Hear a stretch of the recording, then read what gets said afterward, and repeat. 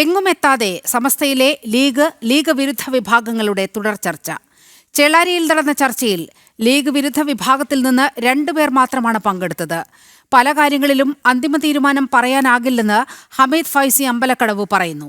League അനുകൂല വിഭാഗം അവരുടെ ആവശ്യങ്ങൾ ഉന്നയിച്ചെങ്കിലും അവയിലൊന്നും പൊതുവായ തീരുമാനമായില്ല.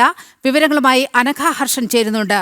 അനഘ, സമസ്തയിലെ തർക്കം അടുത്ത കാലത്തൊന്നും പരിഹരിക്കപ്പെടുമെന്ന് തോന്നുന്നില്ല, അല്ലേ? നീലിമ, സമസ്തയിലെ ലീഗ് അനുകൂല വിഭാഗവും അതുപോലെ തന്നെ ലീഗ് വിരുദ്ധരും തമ്മിലുള്ള തർക്കം അത് കാലങ്ങളായി തുടരുകയാണ്.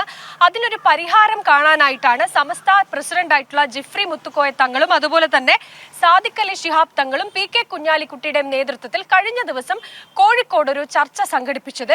ഈ ചർച്ചയിലായിരുന്നു, അതായത് സമസ്തയിലെ ലീഗ് അനുകൂല വിഭാഗത്തിലെ നേതാക്കളും അതുപോലെ തന്നെ ലീഗ് വിരുദ്ധ വിഭാഗത്തിലെ നേതാക്കളും തമ്മിൽ ഒരുമിച്ച് ഒരു ദിവസം ചർച്ച നടത്തട്ടെ എന്ന തീരുമാനത്തിലേക്ക് എത്തുന്നത്.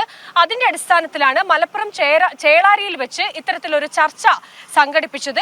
പക്ഷേ ഈ ചർച്ചയിൽ ലീഗ് വിരുദ്ധ വിഭാഗത്തിൽ നിന്ന് ഹമീദ് ഫൈസി അമ്പലക്കടവടക്കം വെറും 2 പേർ മാത്രമാണ് ഈ ചർച്ചയിൽ പങ്കെടുത്തത്. പക്ഷേ ലീഗ് അനുകൂല വിഭാഗത്തിൽ നിന്ന് ഈ പുത്തനടി മൊയ്തീൻ ഫൈസി അടക്കം സമദ് പൂക്കോട്ടർ, മലയബ തുടങ്ങി ലീഗ് അനുകൂല വിഭാഗത്തിലെ ഒരു നേതാക്കളുടെ വലിയ പങ്കാളിത്തം ഈ ചർച്ചയിൽ ഉണ്ടായിരുന്നു.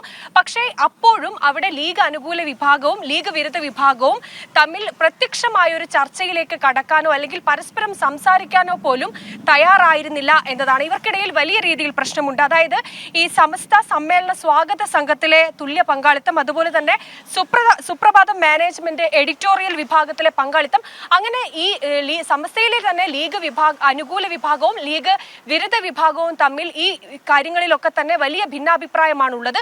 അത് പരിഹരിക്കാൻ വേണ്ടിയാണ് ചേളാരിയിൽ ഇരു വിഭാഗത്തിലെയും നേതാക്കളെ കൂട്ടിയോജിപ്പിച്ചുകൊണ്ടൊരു ചർച്ച നടത്തിയത്. പക്ഷേ ഈ ചർച്ചയിലും പരിഹാരം ഉണ്ടായിട്ടില്ല എന്നതാണ്.